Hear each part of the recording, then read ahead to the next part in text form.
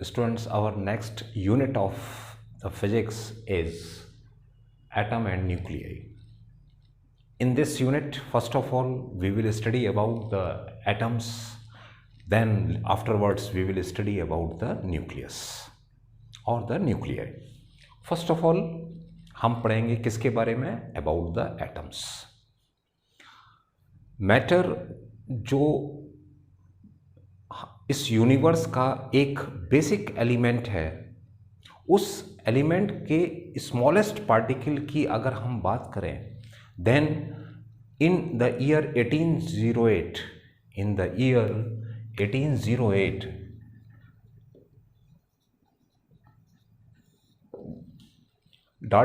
John Dalton was the scientist.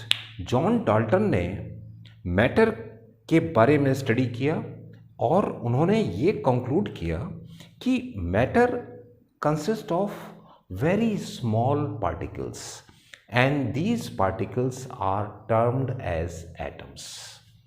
उन्होंने सबसे पहले एटम का जो शब्द है, ये शब्द है एटम, ये किसने दिया? John Dalton. John Dalton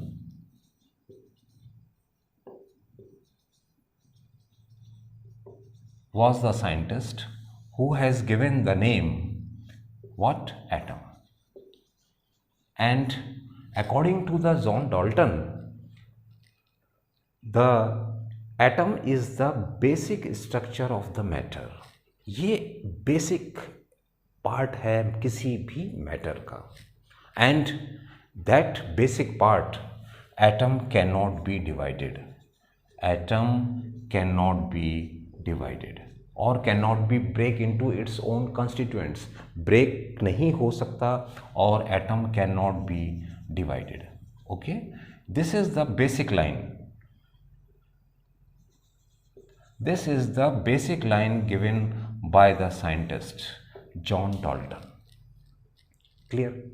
Afterwards, जब इलेक्ट्रॉन की डिस्कवरी हुई, J Thomson, afterwards the second theory, J Thomson discovered what? Discovered the electron. And after the discovery of the electron, students, by the J Thomson, he proposed the model, atomic model, first atomic model. सिर्फ John Dalton ने तो ये कहा कि atom is the basic part of any matter. उन्होंने कोई भी atomic model नहीं दिया. फर्स्ट एटॉमिक मॉडल जो दिया वो किसने दिया? J Thomson. और according to the Thomson's atomic model, जो फर्स्ट एटॉमिक मॉडल जो दिया, atomic model was given by the scientist J Thomson after the discovery of electron. Clear? And according to the Thomson's atomic model, atom consists of negatively charged particles. क्योंकि उन्होंने E/m ratio of charge and mass का study किया था, और this ratio E/m is constant for every type of electron coming out from the different methods. अलग अलग तरीके से जो इलेक्ट्रॉन आ रहे हैं उनका उन्होंने रेशियो ऑफ E/m स्टडी किया, और इसके बाद उन्होंने उसका नाम दिया, उस पार्टिकल का, नेगेटिवली चार्ज्ड पार्टिकल का नाम क्या दिया स्टूडेंट्स? इलेक्ट्रॉन. इलेक्ट्रॉन की स्टडी, इलेक्ट्रॉन की डिस्कवरी जे थॉमसन ने करने के बाद उन्होंने ये कहा कि atom consist of negatively charged particles. उसमें कौन से पार्टिकल होते हैं? पहली बार उन्होंने कहा the first point is the atom consist of negatively charged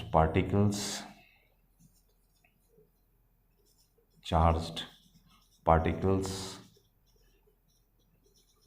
called electrons.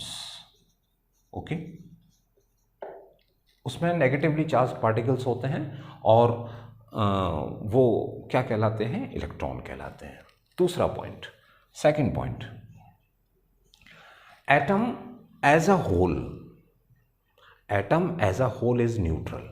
It means अगर उस एटम में नेगेटिव पार्टिकल हैं, इसका मतलब उसके अंदर पॉजिटिव चार्ज भी होगा। जो पॉजिटिव चार्ज है और जो इलेक्ट्रॉन है जिसका कि नेगेटिव चार्ज है, ये दोनों बराबर होंगे। इसीलिए एज अ होल एटम का charge 0, atom is neutral. Okay, as a whole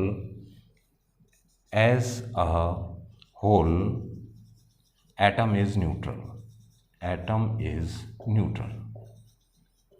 means what does it mean? इस सेकंड पॉइंट का क्या मतलब है?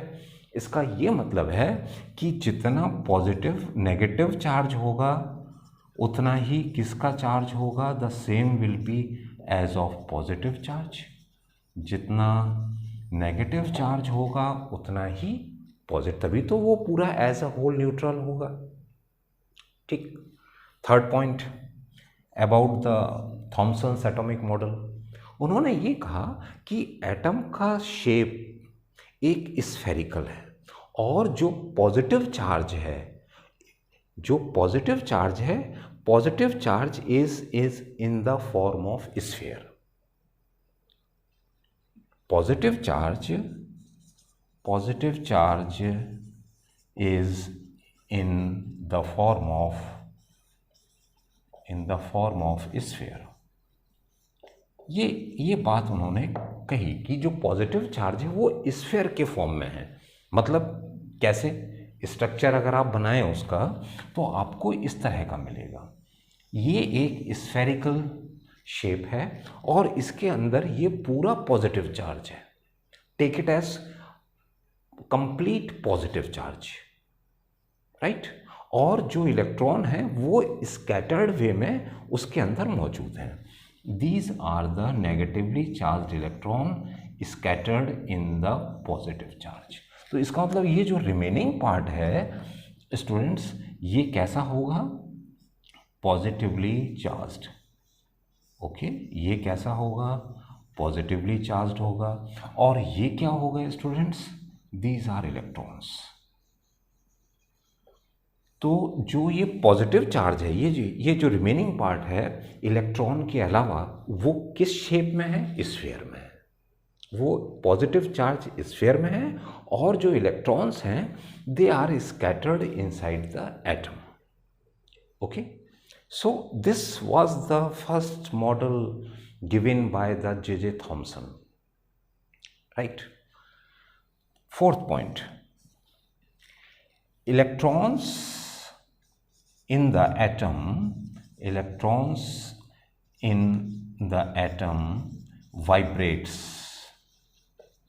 vibrates and क्या मतलब है?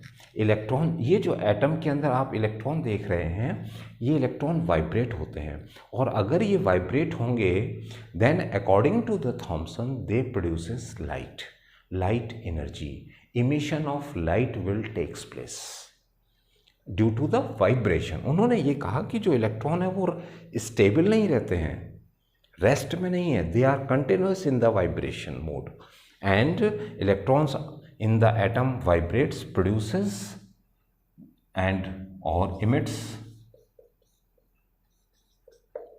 लाइट।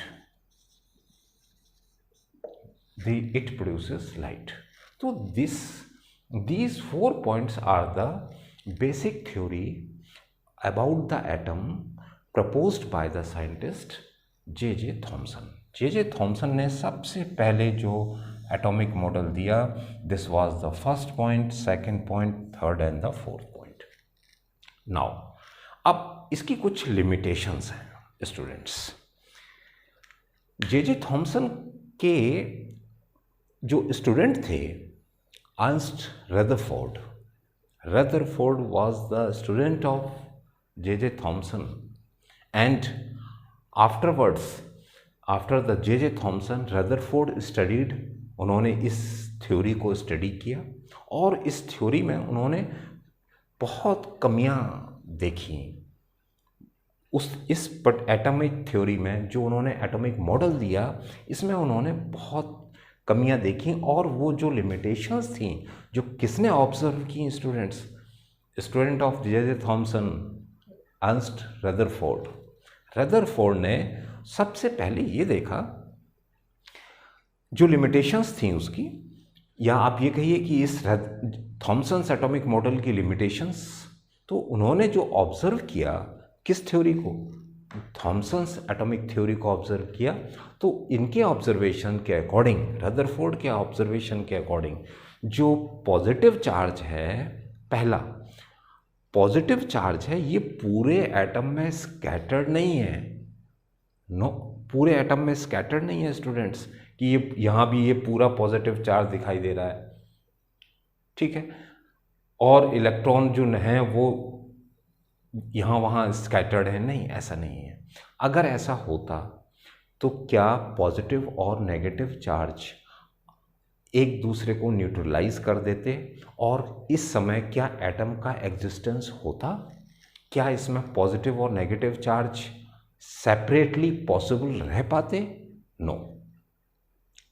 ओके, तो जो पॉजिटिव चार्ज है वो पूरे एटम में स्कैटर्ड नहीं है, नंबर 1, जो आप यहां देख रहे हैं। Number 2, this atomic model given by the Thomson, it cannot explain the spectral lines produced by the atom. If the light emits,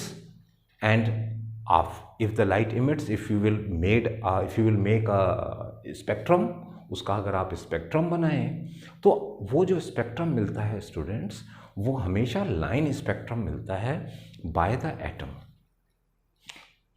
इस एटॉमिक मॉडल को लेते हुए हम ये सब बिल्कुल नहीं प्रूव कर सकते कि एटम आखिर में लाइन स्पेक्ट्रम क्यों देता है। तो ये कुछ लिमिटेशंस थी किसकी, थॉमसन्स एटॉमिक मॉडल की। तो आप यहीं पर आप देखें, so what are limitations, limitations क्या क्या थी इस थॉमसन एटॉमिक मॉडल की। First limitation, positive charge is not completely in the atom।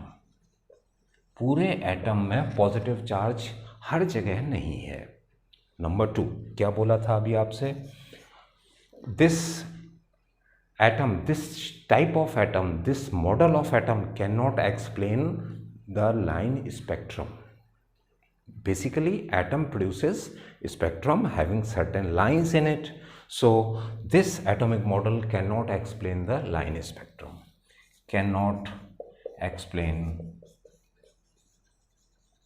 line spectrum. So, these are the two basic drawbacks of Thomson's atomic model. Okay? Afterwards, जब उन्होंने देखा कि ये इसकी कुछ लिमिटेशंस हैं, किन्होंने ऑब्जर्व किया, अर्नस्ट रदरफोर्ड। तो उन्होंने कुछ एक्सपेरिमेंट्स किए और एक नया एटॉमिक मॉडल दिया, जो कि हम रदरफोर्ड एटॉमिक मॉडल के नाम से जानते हैं। और जो उन्होंने एक्सपेरिमेंट किया, very famous alpha particle scattering experiment, Rutherford या गोल्ड लीफ स्कैटरिंग एक्सपेरिमेंट। तो हम उस एक्सपेरिमेंट को सबसे पहले पढ़ेंगे, जो उन्होंने ऑब्जर्वेशंस किए on the basis of the experiment, उसको पढ़ेंगे। और उसके बाद जो एटॉमिक मॉडल फाइनली किसने दिया, रदरफोर्ड ने दिया, उसको हम स्टडी करेंगे। Right? First of all, write it down.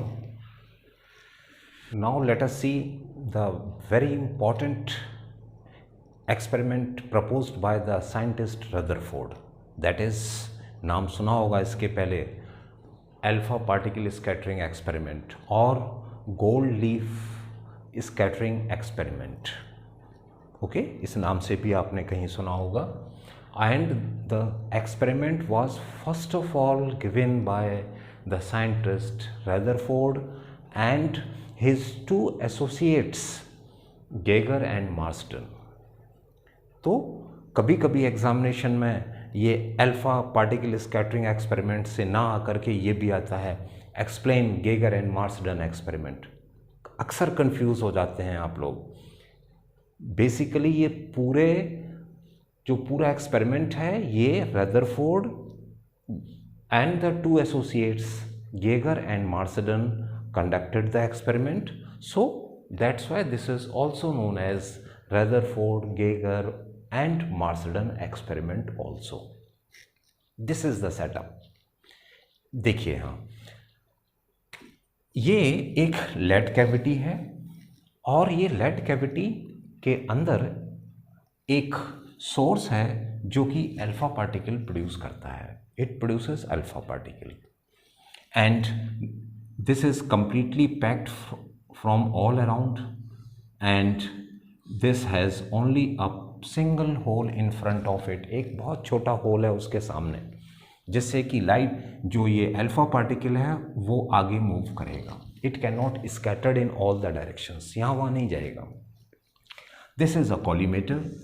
Collimator का मतलब अगर बंच ऑफ अल्फा पार्टिकल जा भी रहा है तो वो एक बहुत पतला fine beam of alpha particle आगे भेजेगा, not in the form of bunch, only a fine beam. इस बंच को एक सिंगल बीम में कन्वर्ट हो जाएगा और ये single ray of alpha particle moves in the forward direction, ये आगे मूव करेगा, right. This is a gold foil. ये गोल्ड फॉइल है and this gold foil, when the alpha particle strikes on the gold foil, the alpha particle is scattered in all the directions। देखें आप maximum alpha particles देखिए यहाँ जा रहे हैं, आगे जा रहे हैं and a very few gets reflected back. देखें और ये एक सर्कुलर आप देखें एरिया है having the coating of zinc sulphide. Zinc sulphide की कोटिंग है इसके ऊपर। जब अल्फा पार्टिकल स्ट्राइक करेंगे इट इल्यूमिनेट्स, इल्यूमिनेशन होगा उसमें, वो चमकता हुआ वो पॉइंट आपको दिखाई देगा जिससे कि हम पता लगा सकते हैं कि अल्फा पार्टिकल किस जगह स्ट्राइक कर रहा है। अगर स्टूडेंट्स मान लीजिए ये गोल्ड फॉइल नहीं होती तो ये सिंगल बीम जा करके यहाँ स्ट्राइक करती और आपको केवल इस पॉइंट पर इल्यूमिनेशन दिखाई देता, चमकता हुआ दिखाई देता। अगर गोल्ड फॉइल रख दी गई तो ये ऑब्जर्व किया गया कि ये जो अल्फा पार्टिकल्स की रे जा रही है उसमें से जो अल्फा पार्टिकल्स जब स्कैटर्ड होंगे तो यहाँ भी इल्यूमिनेशन होगा, ये भी हो रहा है, ये भी हो रहा है, इधर भी हो रहा है, बैक साइड में भी हो रहा है। इसका मतलब क्या है, ये जो अल्फा पार्टिकल हैं ये सभी ऑल डायरेक्शंस में स्कैटर्ड हो गए। ये देखा गया कि ज़्यादातर इस फ्रंट पोर्शन में इल्यूमिनेशन आपको दिखाई दिया, ब्राइटनेस फ्रंट पोर्शन में यहाँ ज़्यादा आपको ऑब्जर्व आपने किया और a few illuminations are over here also, बहुत कम इल्यूमिनेशंस बैक डायरेक्शन में थे। ठीक है, this was the experiment conducted by the Rutherford, gold foil experiment या alpha particle scattering experiment।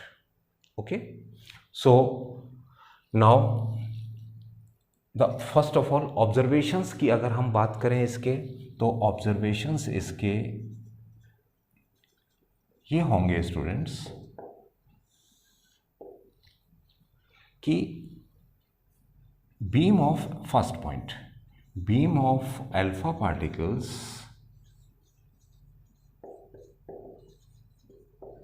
when strikes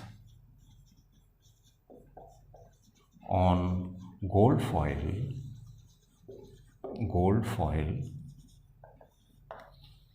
the alpha particle is scattered। Okay, maximum particle goes in the forward direction, दिखाई दे रहा है। Illumination जो होगा इसीलिए zinc sulphide की coating लगाई गई है, जिससे अल्फा पार्टिकल जब उस पर स्ट्राइक करें तो वो पॉइंट उसका इल्यूमिनेट करेगा, इल्यूमिनेशन होगा और वो पॉइंट आपको आसानी से दिख जाएगा। So beam of alpha particle when strikes on the gold foil, maximum illumination is in the front portion. Front portion, maximum illumination आपको कहाँ दिखाई देगा? फ्रंट पोर्शन में। इसका मतलब क्या हुआ students? What does it mean? इसका मतलब क्या हुआ? इसका मतलब ये हुआ कि जो एटम है उसका मैक्सिमम पार्ट कैसा है? खाली है। Most of the alpha particles goes without deviation. What does it mean? This means that maximum part of the atom is empty. This shows that maximum region of the atom is empty. Okay, first thing is clear. Maximum सामने जा रहे हैं, illumination सामने हो रहा है, maximum illumination सामने हो रहा है, इसका मतलब जो मैक्सिमम पार्ट है एटम का वो एम्प्टी है। दूसरा, केवल 0.14% of alpha particles deviate with less than 1 degree angle. 1 degree से भी कम में डेविएशन होगा।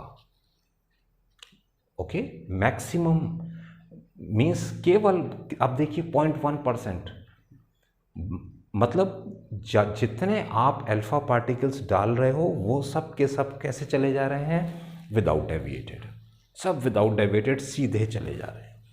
केवल जितने भी आप डाल रहे हैं उसका केवल 0.14% में ही डेविएशन होगा, और वो डेविएशन कितना होगा? 0.14% of alpha particle deviates with less than 1 degree. 1 degree से कम में जो होगा, कोई हो सकता है कि जो डेविएशन हो वो बहुत ही 1 डिग्री से कम हो।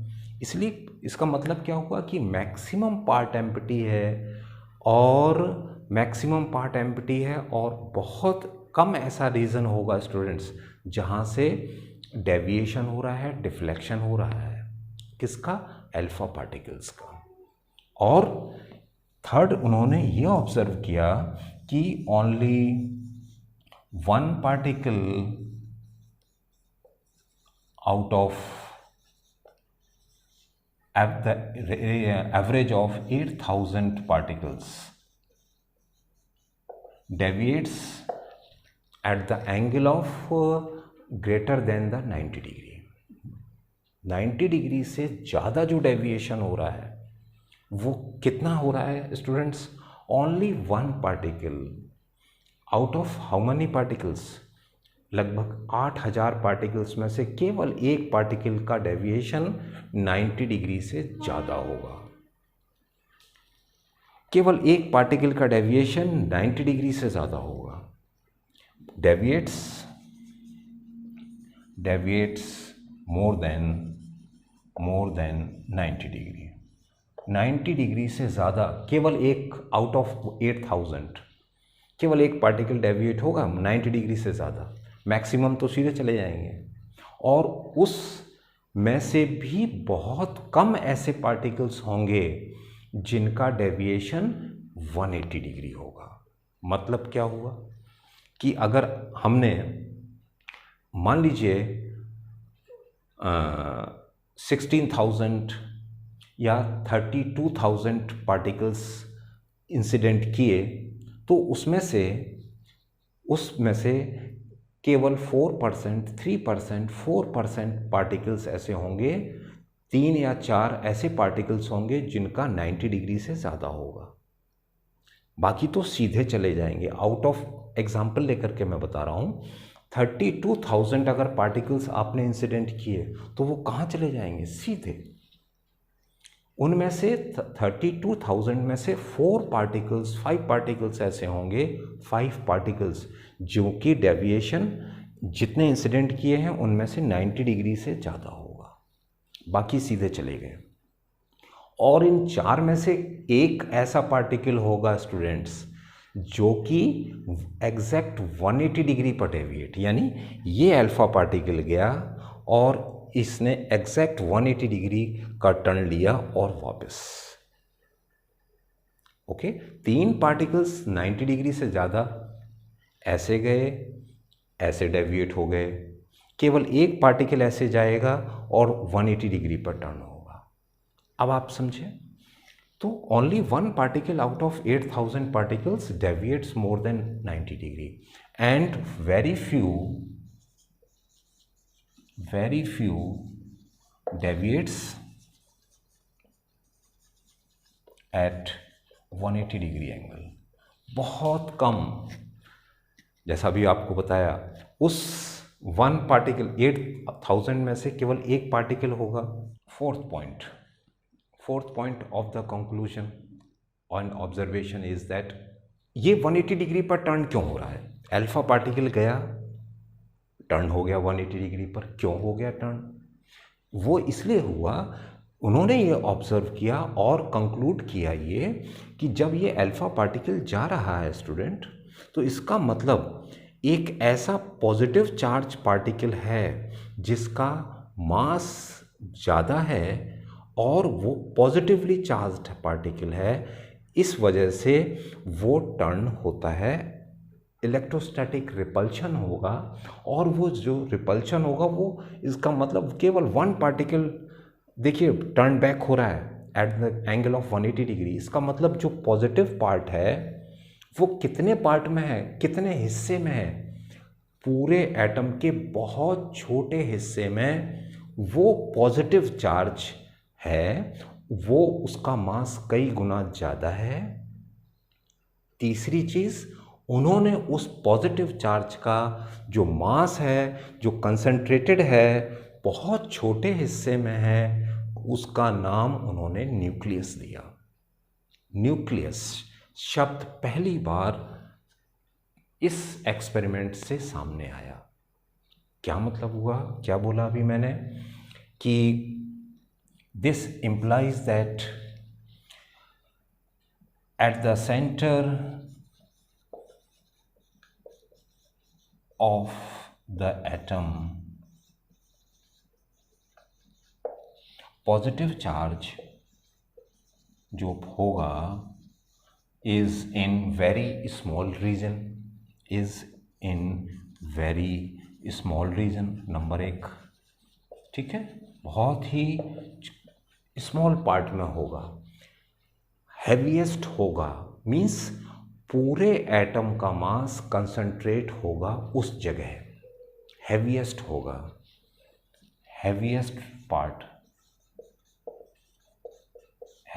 पार्ट होगा एटम का, पूरा मास उस जगह क्या होगा? कंसंट्रेट होगा, ठीक है, राइट। और कहाँ होगा? सेंटर में होगा, हैवीएस्ट पार्ट होगा, और उसका नाम क्या दिया गया? That part is called nucleus.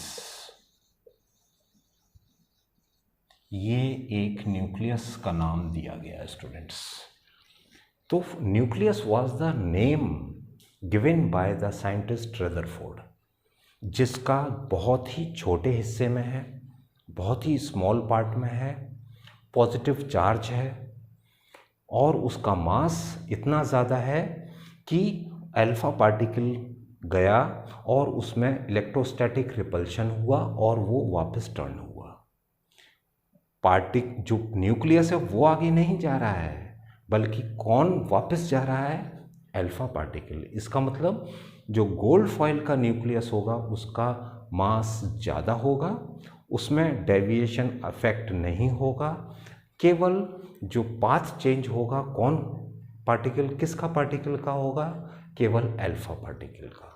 So this part is called heaviest part, very small region, very small region, heaviest part is called the nucleus. Now write down, draw the diagram, write the observations of alpha particle scattering experiment. Next observation by the Geiger and Marsden experiment, apart from the atomic model, जो next observation था, the fourth observation was impact parameter. क्या मतलब है इसका? Impact parameter of the alpha particle on the nucleus or on the atom. किस experiment में? Same experiment. किस में? रदरफोर्ड एक्सपेरिमेंट में. क्या था रदरफोर्ड एक्सपेरिमेंट में स्टूडेंट्स? ये हमारा न्यूक्लियस था. न्यूक्लियस है, स्मॉल पार्ट में है, सेंटर में है, हैवीएस्ट पार्ट है. Clear? This is the nucleus. Now if you will incident the alpha particles from here, ये अल्फा पार्टिकल्स आपने इंसिडेंट किया, हेड ऑन पोजीशन पर है. What will happen? It reflects back. कितने डिग्री का डेविएशन होगा? 180 degree का. ओके. अब मूव टूवर्ड्स आउटसाइड. आपने इस पोजीशन में अल्फा पार्टिकल को इंसिडेंट अगर हो रहे हैं having velocity u vector, right. अब यहाँ पर तो हेड ऑन पोजीशन पे नहीं है. क्या होगा स्टूडेंट्स? इस पार्ट में this is the first path, this is the second path. अब इस सेकंड पाथ में क्या होगा स्टूडेंट्स? ये जो बीम है, अल्फा पार्टिकल की बीम जो है, ये क्या होगी? It deviates like this. Deviation होगा इसमें. और कितने डिग्री का डेविएशन हो रहा है? ये आपने देखा, दिस इज थीटा डिग्री का स्कैटरिंग इसमें होना शुरू हो गया. स्कैटरिंग हो गया है, डेविएट हो गया है पाथ अल्फा पार्टिकल का. ओके. आप थर्ड पोजीशन में लाइट को भेज रहे हैं, सॉरी अल्फा पार्टिकल्स को भेज रहे हैं. ये पोजीशन गई. यहाँ से भी अल्फा पार्टिकल्स का स्कैटरिंग होगा, लेकिन अब चूंकि ये डिस्टेंस ज़्यादा है न्यूक्लियस से, तो जो इस एंगल से हो रहा है वो उतना नहीं होगा. उसमें क्या होगा? बहुत माइन्यूट डेविएशन होगा. That is this value is very very small in comparison to this value. यहाँ से भी आपने अगर कोई बम्बार्डमेंट किया, इंसिडेंट किया अल्फा पार्टिकल्स का, तो वो भी क्या होगा स्टूडेंट्स?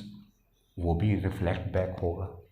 तो क्या मतलब हुआ कि सेंटर से, ये सेंट्रल पार्ट आ गया, सेंट्रल से इस वेलोसिटी वेक्टर के बीच में जो परपेंडिकुलर डिस्टेंस होगा जिसमें स्कैटरिंग मैक्सिमम हो. बताइए, फर्स्ट इसको छोड़ दीजिए, हेड ऑन पोजीशन को छोड़ दीजिए. सेकंड में θ1, थर्ड में θ2. अब आपके सामने क्लियर बात है कि θ1 ज़्यादा है. तो जब जिस वेक्टर में थीटा सबसे ज़्यादा हो, इसका मतलब वो पाथ, वो अल्फा पार्टिकल उस न्यूक्लियस के सबसे नज़दीक से गुजर रहा है. सबसे नज़दीक से गुजर रहा है, तभी तो उसमें जो स्कैटरिंग हो रही है वो कैसी हो रही है? सबसे ज़्यादा. और अगर जो दूर से जा रहा है उसमें तो स्कैटरिंग सबसे कम होगी. तो सबसे ज़्यादा स्कैटरिंग कब हो रही है? पाथ 2 में. कब हो रही है? जब वो सबसे नज़दीक जा रहा है. इस समय जो डिस्टेंस होगा, परपेंडिकुलर डिस्टेंस होगा from the centre to the vector, from the centre to the vector u vector, velocity vector, where the scattering angle is maximum. ये यहाँ तक नहीं, ये मिनिमम है. When scattering angle is maximum, this is called impact parameter. क्या? Impact parameter. So this distance is called b, impact parameter, and Rutherford and Geiger and Marsden proposed that the impact parameter is 1/4 pi epsilon naught Z square upon E, capital E, energy of the incident particle, alpha particle, into cot theta by 2, where theta is the scattering angle. ये theta, this theta is the scattering angle, right. तो वही definition हमने लिखी है, देखिए, the perpendicular distance of the velocity vector u in the direction of alpha particle, देखिए, in the direction of alpha particle, perpendicular distance from the centre of the nucleus, this is the direction of the velocity vector, perpendicular distance from the center of the nucleus, deflected or scattered at the angle theta, which is the maximum value. This perpendicular distance is called the impact parameter. Impact मतलब कितने नज़दीक से वो particle जा रहा है, okay. तो यहाँ पर E क्या है? Energy, incident energy. ये जो अल्फा पार्टिकल जा रहे हैं इनकी काइनेटिक एनर्जी कितनी होगी? 12 mu², क्लियर। तो इस B को हम कहते हैं इम्पैक्ट पैरामीटर।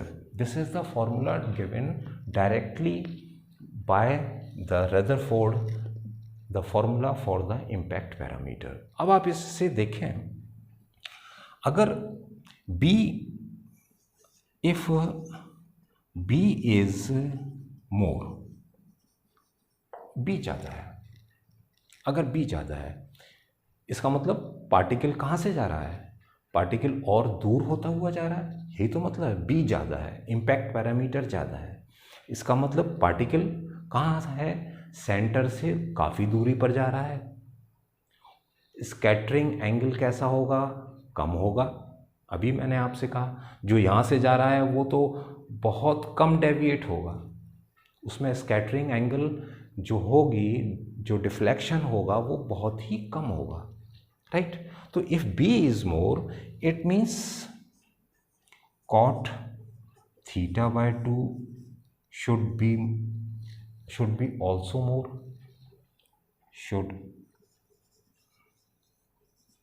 more, ये भी ज़्यादा होना चाहिए। ये ज़्यादा कब होगा? when theta is, ये कब होगा? when theta is less, क्योंकि जब ये कम होगा तभी ये पूरी वैल्यू ज़्यादा होगी, जब ये ज़्यादा होगा तो B भी ज़्यादा होगा। तो यहाँ से ये क्लियर हो गया कि जब एक पार्टिकल जो न्यूक्लियस के काफ़ी दूरी से जा रहा है उसका इम्पैक्ट पैरामीटर क्या होगा? B कैसा होगा? ज़्यादा होगा, और उसमें जो स्कैटरिंग एंगल होगा वो कम होगा। Theta should be less. Number 2, if B is less, B कम है, इस इम्पैक्ट पैरामीटर कम है, ये कब होगा? If B is less, what does it mean? B जो इम्पैक्ट पैरामीटर है ये कम है, तो इसका मतलब cot theta by 2 should be 0, ठीक है। ये तो minimum value cot theta by 2 कैसी होनी चाहिए? 0। cot थीटा बाय 2 0 का मतलब क्या है? थीटा बाय 2 जो होना चाहिए वो 90 डिग्री होना चाहिए, तभी होगा, ठीक है। cot है तो cos अपॉन साइन होगा स्टूडेंट्स।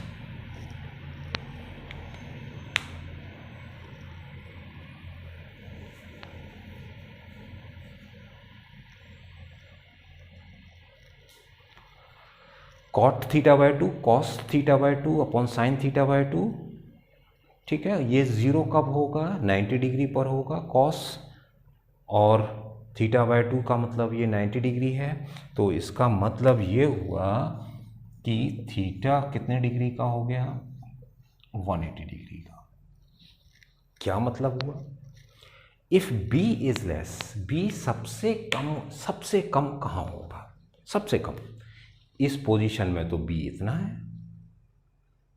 इस पोजीशन में अगर आपने इंसिडेंट किया अल्फा पार्टिकल को तो बी इतना है। इस पोजीशन में इंसिडेंट किया तो बी की वैल्यू मिनिमम है। अगर कहाँ पर इंसिडेंट की? सेंटर में। सेंटर पर इंसिडेंट किया, न्यूक्लियस के सेंटर में इंसिडेंट किया जिसका चार्ज पॉजिटिव है, तभी बी मिनिमम होगा।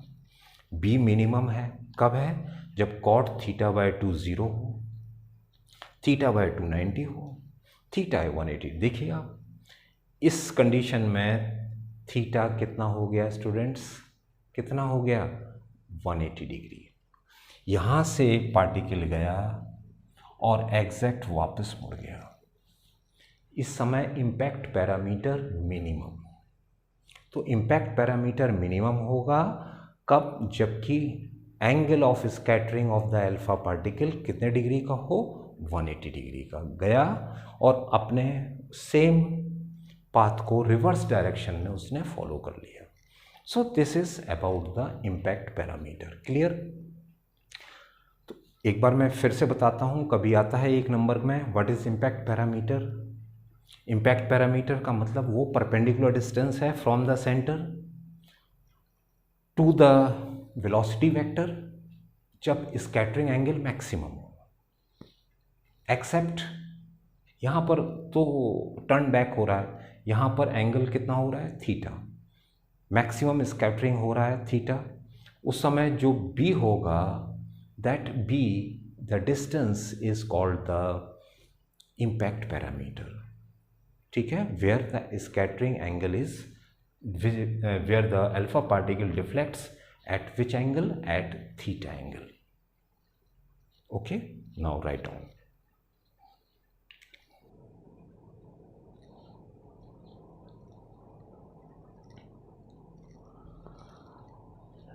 Next conclusion about the Rutherford experiment, alpha particle scattering experiment, is distance of closest approach.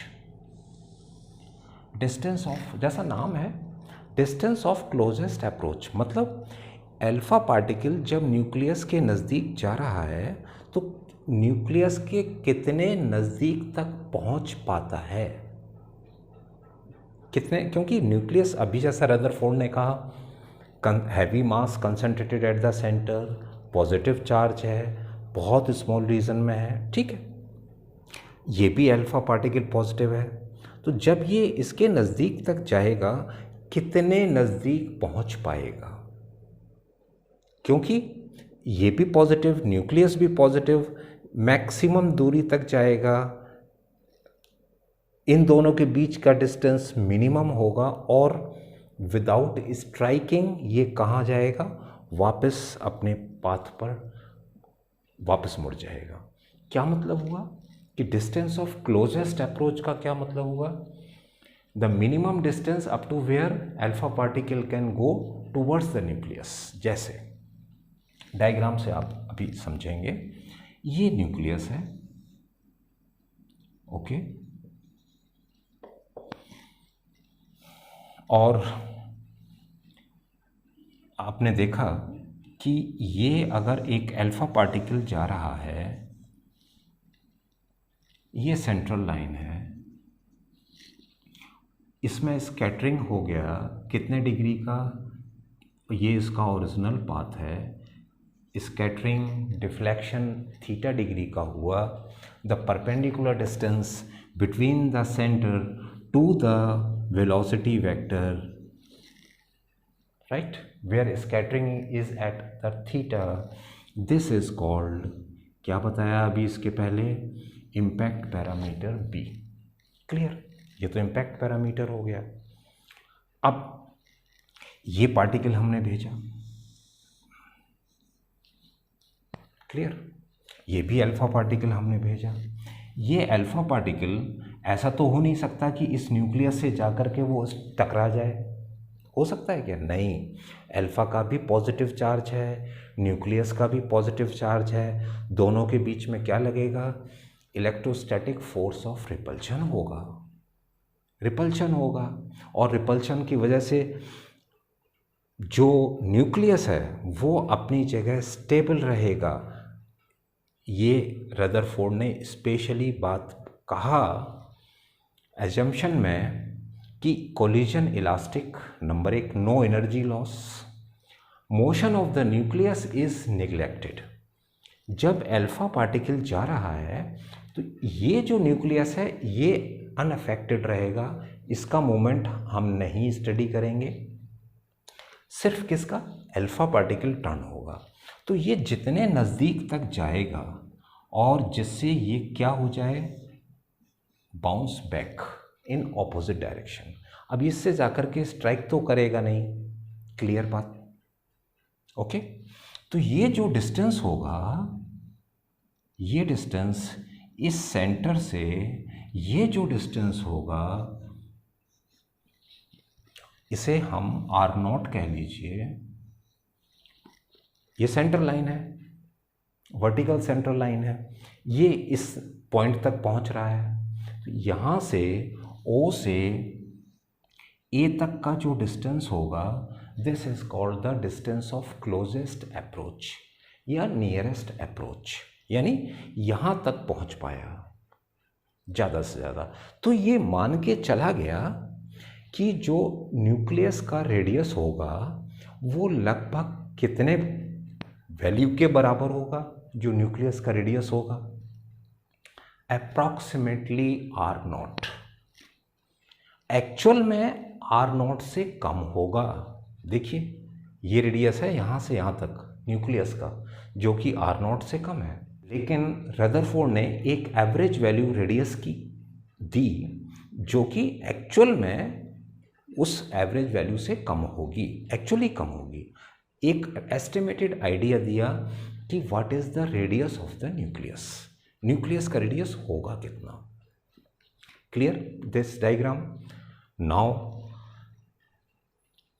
If u is the velocity of the alpha particle, ठीक है, तो जो उसकी काइनेटिक एनर्जी होगी स्टूडेंट्स, वो कितनी होगी, kinetic energy of alpha particle ½ mU²। Rutherford में एक्सपेरिमेंट में जो अल्फा पार्टिकल डाले गए थे स्टूडेंट्स, वो लगभग 7.7 मिलियन इलेक्ट्रॉन वोल्ट के इंसिडेंट किए गए थे, ये याद रखिएगा। तो अगर आप जूल्स में कन्वर्ट करेंगे, it is 1.2 into 10⁻⁻12 joule, okay. तो ये जूल्स में इतना जूल एनर्जी था अल्फा पार्टिकल्स का, जो बम्बार्ड किया गया था, जो इंसिडेंट की गई थी गोल्ड फॉइल पर इस एक्सपेरिमेंट में। तो जो काइनेटिक एनर्जी होगी that is ½ mv² and that can be equal to 1.2 into 10⁻⁻12 joule, okay. This was the kinetic energy. अब ये काइनेटिक एनर्जी अल्फा पार्टिकल की है। ए पॉइंट पर पहुंचने के बाद अल्फा पार्टिकल की काइनेटिक एनर्जी 0, वो किस में कन्वर्ट हो जाएगी, ये न्यूक्लियस है, वो कन्वर्ट होगी इलेक्ट्रोस्टैटिक पोटेंशियल एनर्जी में, क्योंकि अब वहाँ पर क्या हो रहा है, दोनों के बीच में अल्फा पार्टिकल और न्यूक्लियस के बीच में क्या लग रहा है बच्चों, force of repulsion, electrostatic force of repulsion. तो एनर्जी कितनी होगी, potential energy, electrostatic potential energy at A, जो कि काइनेटिक एनर्जी किस में चेंज हुई, kinetic energy changes into electrostatic potential energy में चेंज हुई। उसका क्या फॉर्मूला है पोटेंशियल एनर्जी का, 1/4πε0 Q1 Q2/R। ये फॉर्मूला पढ़ा होगा आपने फर्स्ट चैप्टर में, Q1 Q2/R। अब ये वैल्यूज़ रखिए, Q1 is the charge of alpha particle, Q2 is the charge of nucleus of the gold foil, clear. अब यहाँ देखें, अगर कोई एलिमेंट E है तो उसका mass number A, atomic number Z। Gold nucleus का एटॉमिक नंबर होता है 79, ये नंबर है, तो चार्ज कितना होगा न्यूक्लियस का चार्ज प्लस 79 ई, ठीक है। ई 1.6 इंटू 10⁻⁻19, चूंकि न्यूक्लियस है तो क्या चार्ज लेना पड़ेगा प्लस। अल्फा पार्टिकल का देखिए, अल्फा पार्टिकल हीलियम-42, ठीक, इसका एटॉमिक नंबर 2, चार्ज कितना 2e, कैसा प्लस 2e, दोनों का प्लस 2e है। तो यहाँ पर आप क्या लिखेंगे, व्हाट इज़ Q1, इसको आप रब करें, it is 2e, what is Q2, 79e, ठीक। R0 distance between the, it is the nearest closest distance between the alpha particle and the nucleus, clear बात, ये हमने यहाँ रख दिया। This is potential energy and kinetic energy is converted into potential energy. तो ये potential energy है जो कि इनिशियली कितनी थी, काइनेटिक एनर्जी थी और वो E के बराबर थी, क्लियर, क्योंकि E काइनेटिक एनर्जी ही तो पोटेंशियल एनर्जी में चेंज होगी। यहाँ से आप पहली बात देखें, E can be written as 1/4πε0 2E 79E upon R0। This shows that, क्या मतलब है स्टूडेंट्स, E इज इनवर्सली, और you can say R0 is inversely proportional to E।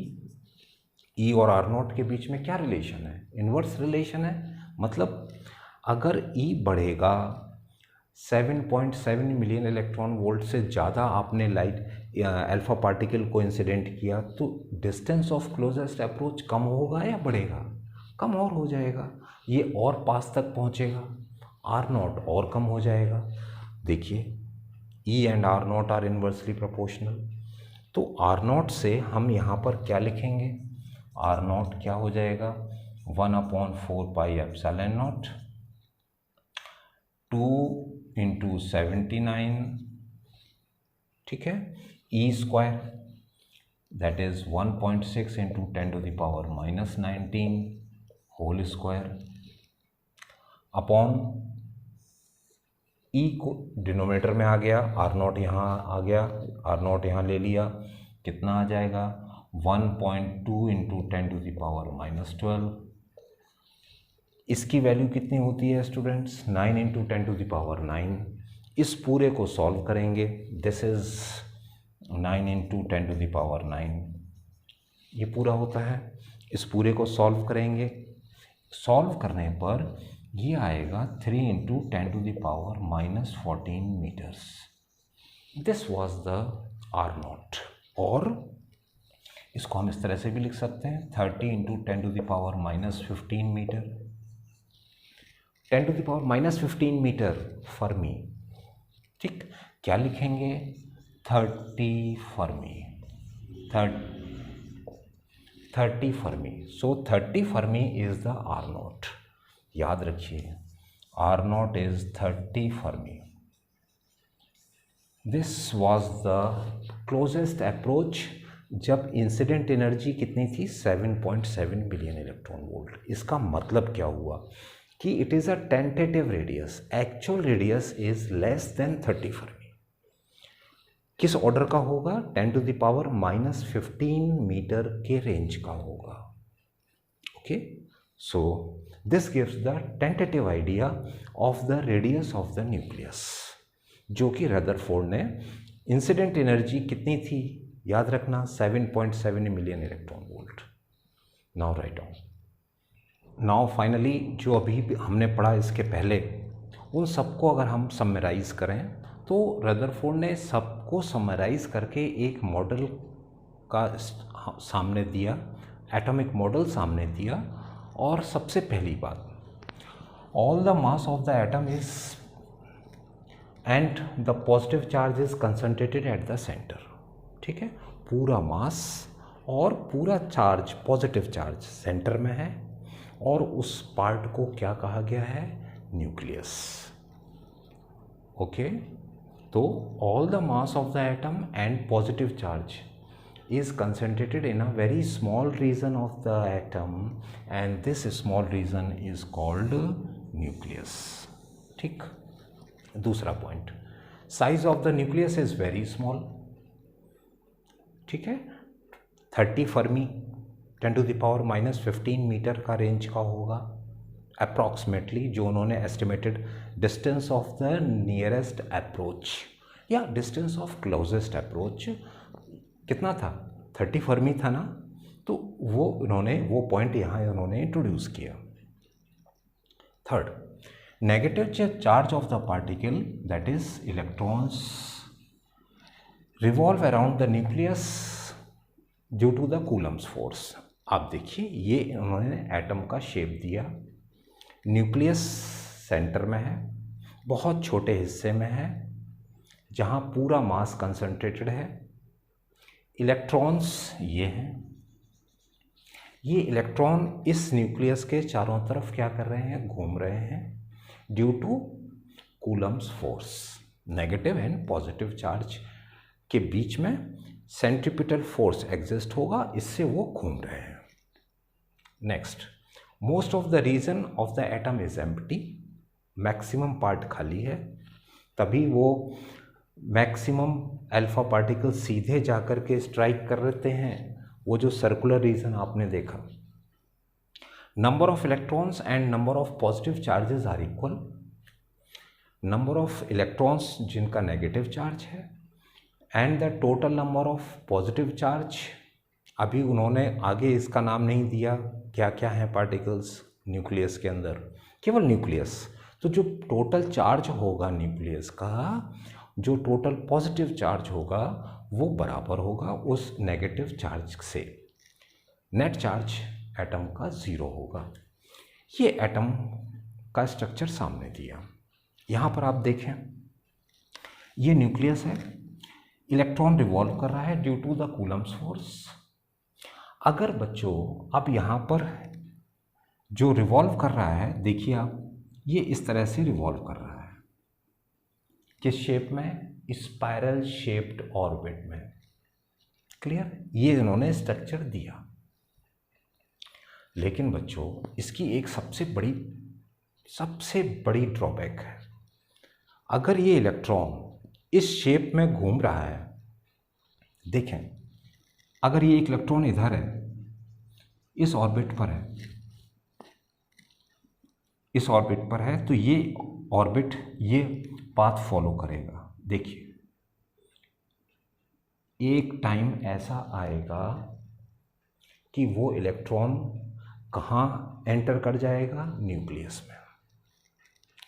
Naturally electromagnetic radiations तो प्रोड्यूस होंगी, लाइट का इमिशन होगा, light emission possible है, but this shape of the atom clearly shows that atom is highly unstable.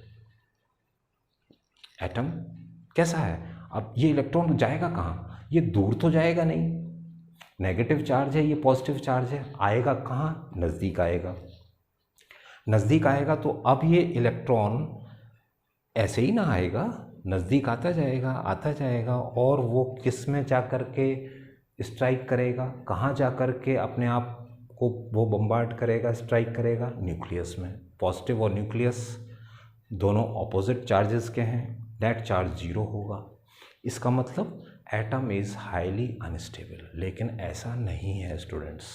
Only the atom is in this universe which is highly stable. तो यहाँ पर ये जो थ्योरी, जो शेप रदरफोर्ड ने दिया, ये हम इस एटॉमिक मॉडल को आगे कंटिन्यू नहीं करते हैं. इसके बाद जो एटॉमिक मॉडल आया सामने, that was given by the scientist Niels Bohr's atomic model. ठीक है, जो प्रॉब्लम यहाँ ये थी इसमें, वो नील बोर ने उसको सॉल्व किया और उन्होंने ये कहा कि नहीं, इलेक्ट्रॉन स्पाइरल शेप्ड में नहीं घूमते, इलेक्ट्रॉन हमेशा सर्कुलर शेप में घूमते हैं. किसके चारों तरफ, न्यूक्लियस के चारों तरफ. ठीक है, वो हम अभी आगे पढ़ेंगे. तो ये एटॉमिक मॉडल है। तो इसकी लिमिटेशंस क्या हुई बच्चों? लिमिटेशंस क्या हुई? लिमिटेशंस ये हुई कि इफ इलेक्ट्रॉन रिवॉल्व्स